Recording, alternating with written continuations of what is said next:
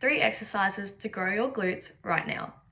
Let's not beat around the bush. We all want to grow our glutes as fast as possible. And I'm going to show you how, in 3 easy steps. Here are 3 exercises that will immediately grow your glutes. 1. The glute bias RDL. This movement is phenomenal for your glutes and your hamstrings. The RDL is one of the key 3 glute movements to grow your glutes. It is a hip hinging exercise that trains the glutes in a lengthened position, allowing for adaptations and imposing resistance profiles in comparison to the other 2 glute movements. Here's how to perform a glute bias RDL effectively and safely. When doing an RDL, the number 1 tip is to try and envision pushing your hips back and through instead of going up and down with the weight. So imagine there is something behind you and you're trying to push your bum all the way back until you hit it, then coming straight up. Another way to think about it is you're going down and you're pushing your bum as far back as your glutes can stretch. Once the stretch is finished, you're coming straight back up. This is to minimize your lower back extensors being used, as well as minimizing your hamstring involvement. You also want to focus on having your feet shoulder width apart, making sure your hands on the bar are outside of your feet. And then lastly but not least, you're trying to keep your arms locked out the entire time with your chin to your chest. This will help keep your neutral spine. So looking down when the weight comes down, and you can look up when the weight comes up.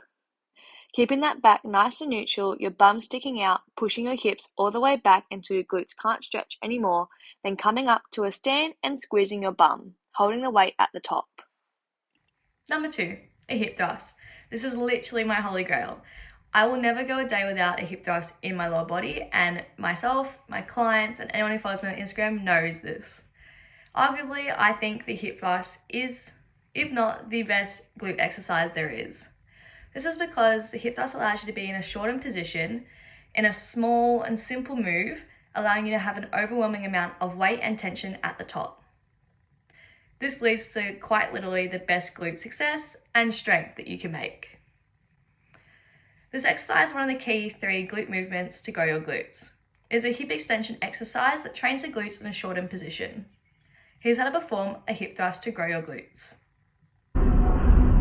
When setting up for a hip thrust, we need to make sure we have our feet positioned right.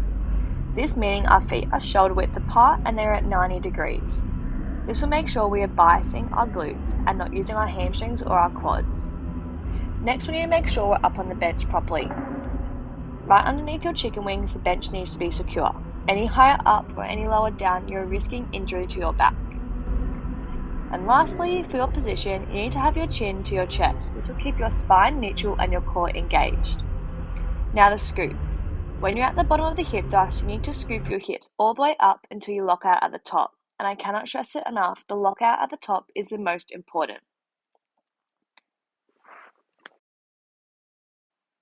Whilst performing the hip thrust, you need to make sure, as you are locking out at the top, you are slowly coming down a quarter of the way, making sure you're controlling the movement, then you're thrusting/scooping straight back up to that lockout position.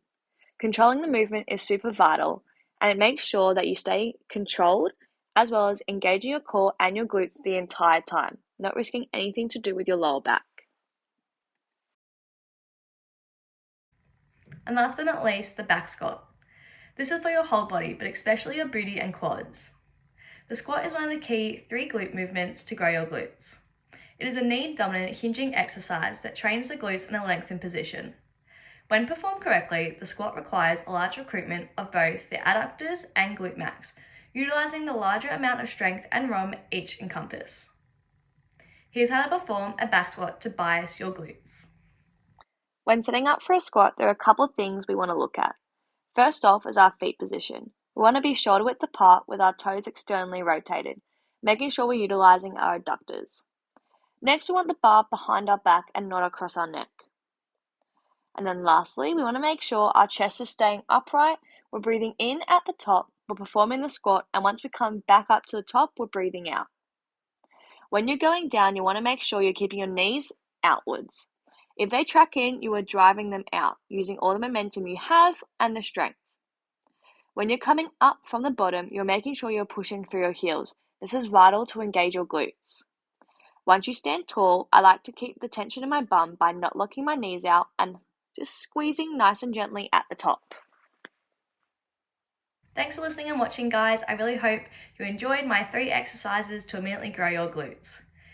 Make sure to like and subscribe and follow me on Instagram. If you're ready to level up your booty, you need to click into my Instagram bio and start now on the booty building program. These 3 exercises will definitely do you wonders, but the program is what you need. DM me and start.